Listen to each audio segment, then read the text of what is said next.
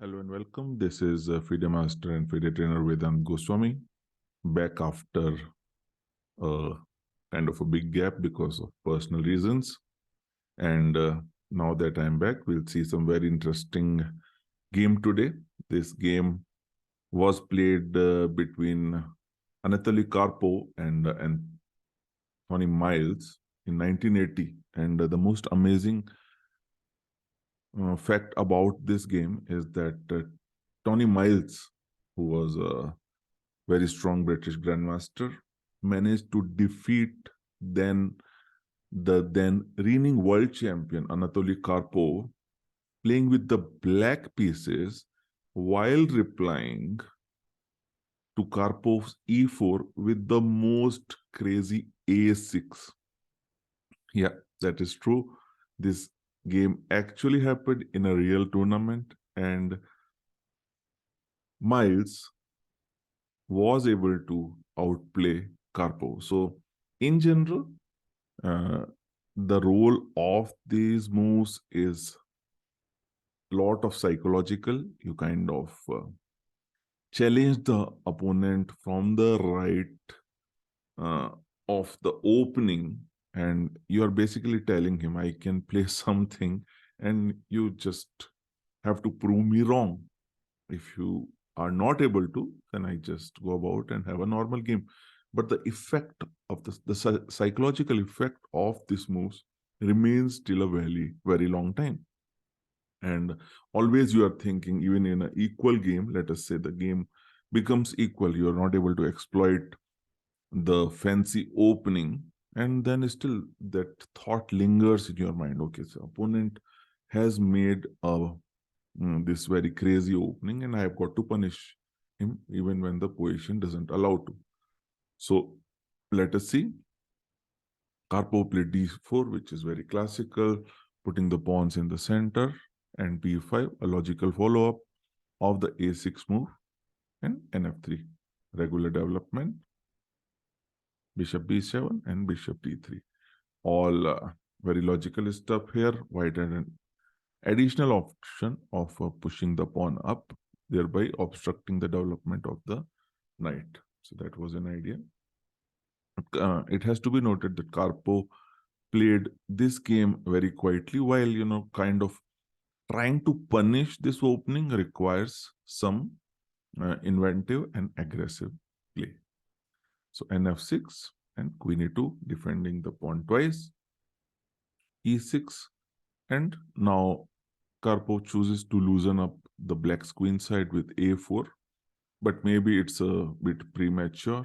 There are a lot of logical moves. Maybe castle is there. White has bishop g5, knight bd2. Multiple options of play are available.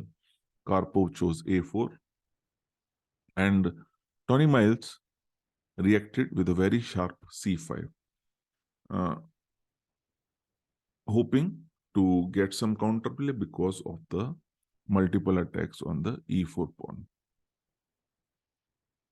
So with the basic idea that if white captures, let me just show it, rook a8, and when white actually captures the pawn on e4 comes under attack, and black can capture it back. Okay, thereby kind of little advantages, or at least very decent transaction for black, because he gave up a flank pawn and was able to capture a center pawn. So this is the basic idea of the sacrifice, the counter attack on e4. Okay, so white took d into c5, bishop c5, and here Karpov chose a knight to d2, which is again very passive. Again, to challenge white's idea, challenge black's idea, maybe e5 is a very reasonable move, because now if the knight goes, I can capture, and probably win the pawn without much of compensation, because the attack on e4 is now not possible. So nbd2 was played, and there's no way to defend the pawn on b5. Capturing is not such an interesting option, because that allows the rook to come and put pressure on the a6 pawn. So Miles chose b4. Karpov played e5. Now This is not such a critical option because knight can safely go to d5, knight e4, bishop e7, logical to stop the exchange of the knight for this bishop, which is a very useful piece because if you see, the pawns are on white, which leaves the dark squares in the center a bit weak, and this is a critical defender. So it is important to keep that bishop on the board for now to protect the dark squares. Castles and nc6. So black has also kind of completed development, is ready to castle, and there's inherently nothing wrong with the position. So the time for punishment has passed. But like I was saying, the psychological effect of that move remains for a very long time. So bishop d2, queen c7, and there's this attack on e5. Karpov replied with c4, en passant, knight c3, knight c3, knight c3. And black already has a very comfortable position. White was not able to create any direct threats. And here, black played knight b4, already trying for some initiative. Bishop into b4, bishop into b4, rook a to c1, queen b6. Now black has a very safe position and even the advantage of double bishops. So bishop e4, trying to exchange of one of the bishops, castles, and ng5. Bishop h7 was also a possibility, but again requires some calculation, and Karpov decided not to go for it. h6 and bishop h7. This looks very artificial, doesn't achieve much. And bishop b1. And with the simple idea is that knight cannot be captured for now because h into g5, queen h5 is mate on h7. So bishop e7, knight e4, and rook a to c8.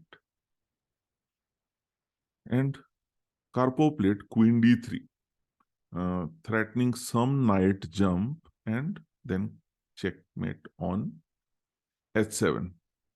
So rook into c1, rook into c1, and queen b2. But the problem is it actually doesn't work.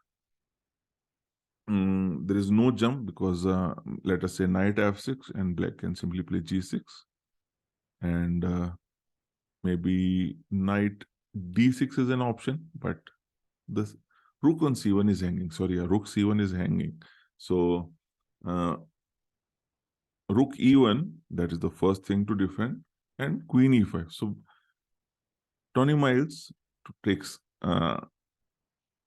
full advantage of the blunder made by Karpov, picks up the two pawns, and now there are no threats. And of course, black is almost winning now. Now, even it's threatening a move like f5 or d5. Okay, winning the unsupported rook on e1.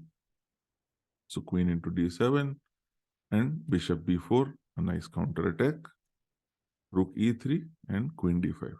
Very simple move, offering an exchange of the queens, after which black's material advantage will tell. Black has a simple one pawn up without any compensation, plus the advantage of two bishops which control lot of squares. So queen d5, bishop d5, and rest of it is very technical, very simple technical in nature. So rook c8, again knight d5 is not possible because of the mate on c1. So knight e2, g5 gains some space on the king side and also makes a way for the king to participate in the game by coming to the center. h4, king g7, takes, bishop d3, and a5. Rook g3, king f6. Very interesting to note, and a very important thing, how Miles quickly activates his king towards the center. One of the key things to do in the endings where the king is not in so much danger because a lot of major pieces have gone out, is to quickly centralize the king. Okay, so rook g4, bishop d6, bishop e5, rook h8, creating threats from both sides, knight f4, bishop c6. Nothing much to explain here, but interesting to watch the technique. f2, bishop f3, and in this position, even double bishop, that opposite color bishop, is not able to save the game because the bishop cannot defend against two connected pawns. Okay, so rook 8, bishop c7, and at this position, Karpov chose to resign. So, a very interesting game from the history of chess, played in 1980, where a reigning world champion was defeated in this very unorthodox game, played in a very irregular fashion in the opening. And so if there was a lesson to be had here, it is like, okay, it takes some experience to handle, crazy play by the opponent, but the best we can do is follow the basic rules and hope for the best. Okay, so I hope you enjoyed the game, and I'll see you in the next one. Thank you so much for watching.